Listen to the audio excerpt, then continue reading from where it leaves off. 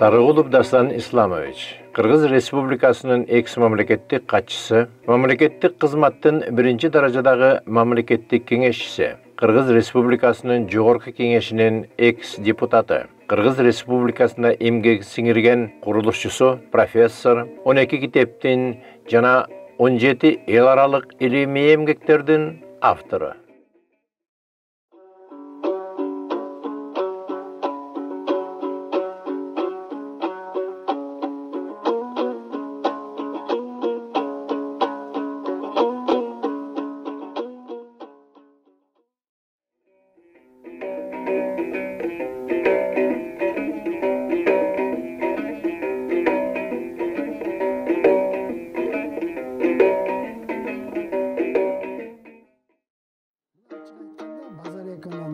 Kapitalizm de koyulçu. Kapitalizm akırkı 200 yılın içinde dünyölük dinlerin barını talkaladı. Alarda imle kaldı. Ruhi bağlılıklar da talkalandı. Alarda ekstremizm, terörizm,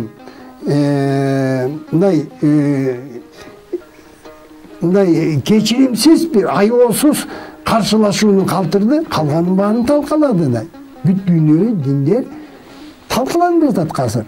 Bizden atabadan kalgan nark, salt, imandılık, adeptülük de hazır aytılbay kaldı. Bizden 30 yılda kaysı prezidentimiz iştin başını uşundan koydular. Andaydı biz estey albayбыз, to'g'rimi? Batıştın yolu niye içip oturup biz bugün kavalga geldik. Bir çete temke, buna koronavirüs neni görsetdi? Jalan ele Kırgızstanda emas. Dünya ülkelerinin barında har qanday türdөгü sayasi жана мамлекет башкаруу түзүмдөр жараксыз болуп атат, өзүн актай албай жатат. Себеби экология көйгөйлөрү чечилбей жатат. Аба ырайынын ысып кетиши токтогон жок, туурабы? Качкындар азайган жок. Жер жүзүндө азыр 70 миллион, 100 миллион адам качкын беженси болуп жүрөт да, туурабы?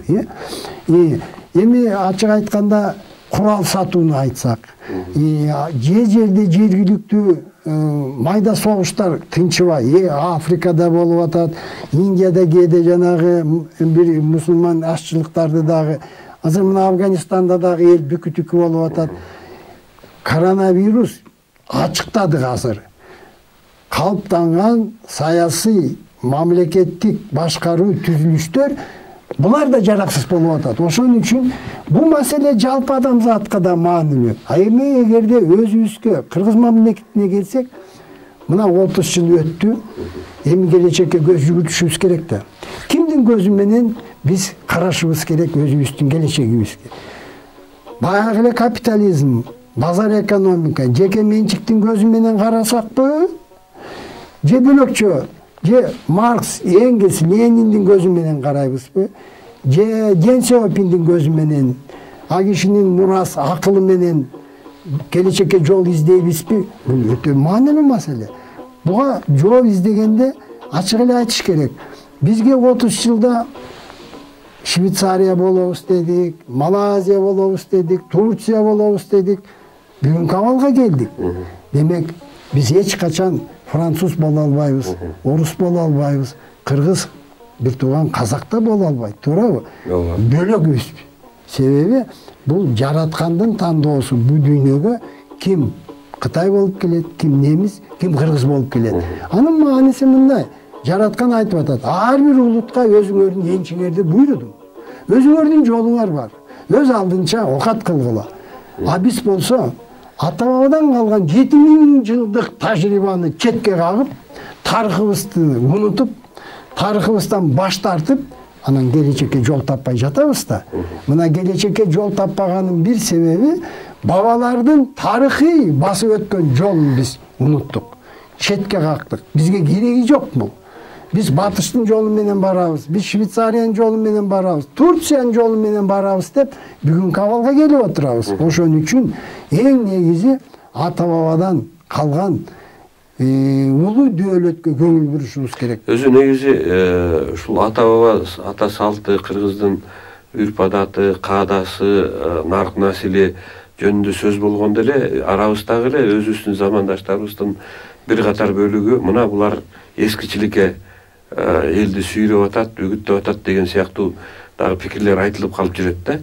Анан ушундай абалда ошол ата бабанын жолуна жалпы элди түшүрүүдө кандайдыр бир методиканы ойлоп табышыбыз керекпи, же болбосо эмне кылышыбыз керек деп ойлойсуз? Негизи биринчиден мамлекет башкаруунун пайдубалы баш мыйзамда.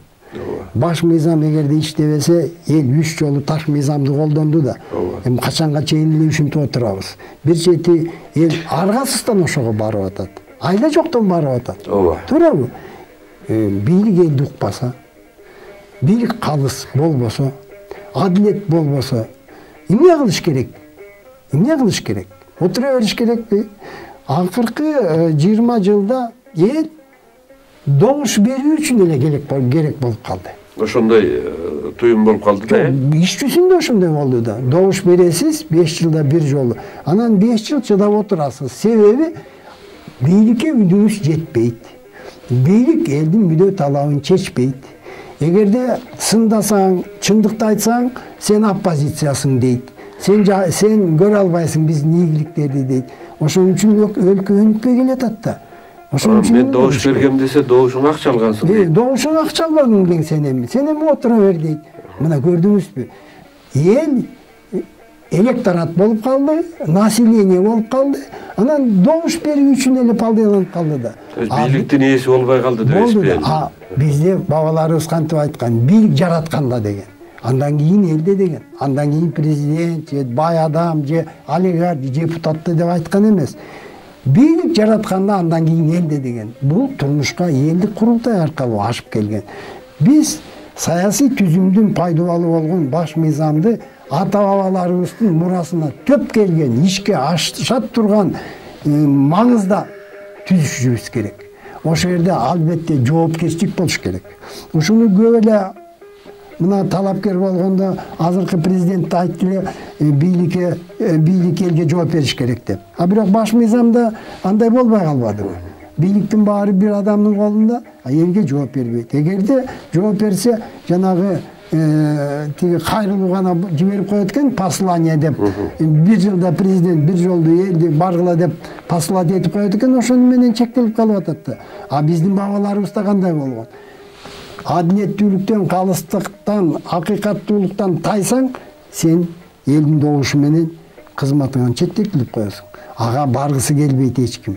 Ошон үчүн биздин баш мыйзам негизи баш мыйзам ата бабалардын улуу мурасын камтыбайт. Камтыса жалпы сөз менен ишке аша турган жолду көрсөтпөгөн мааниде жазып коет, эл бийликтин ээси деп коет.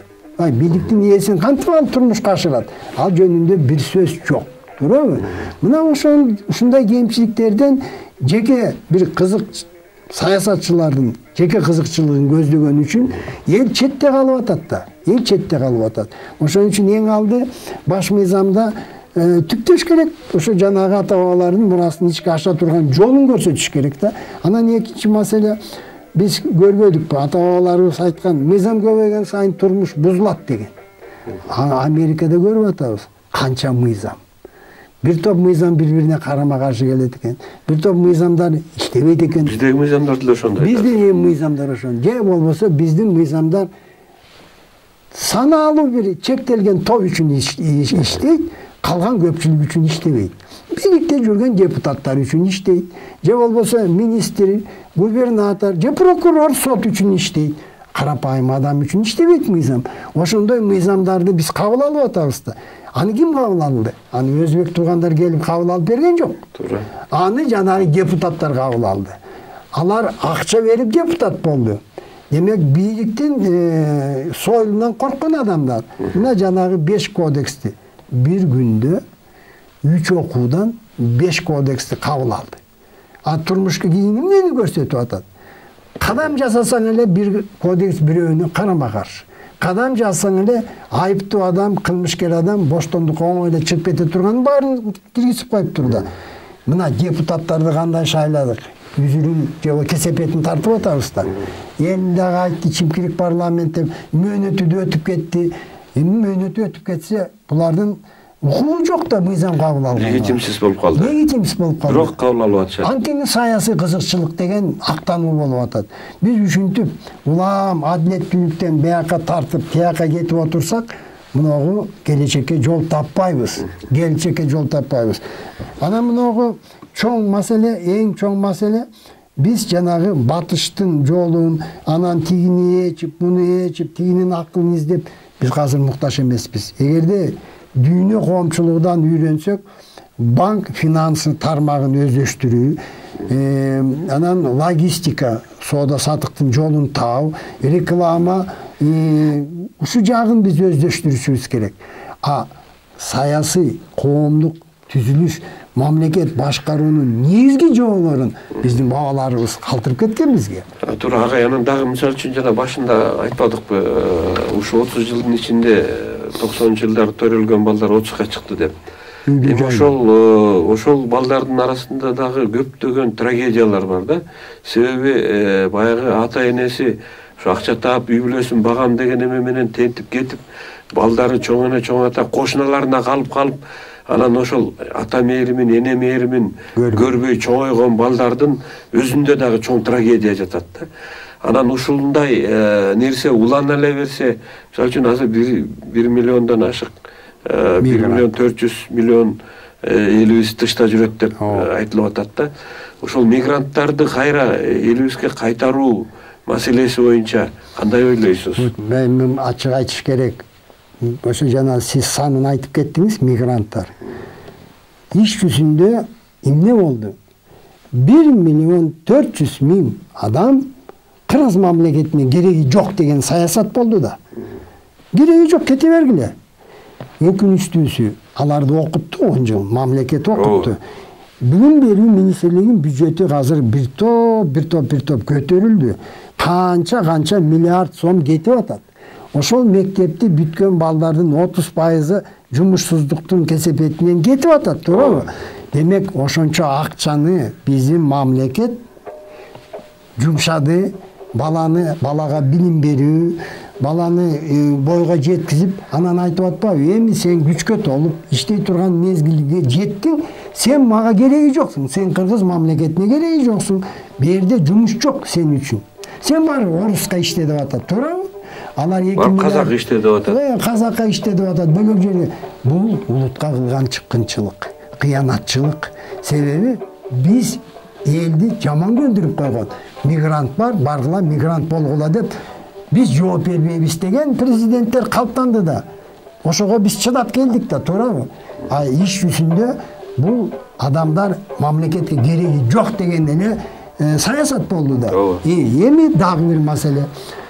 Мына өзүңүз айттыңыз, акча жагынан, каражат жагынан туура 2 миллиард доллардын тегерегинде которуп атат.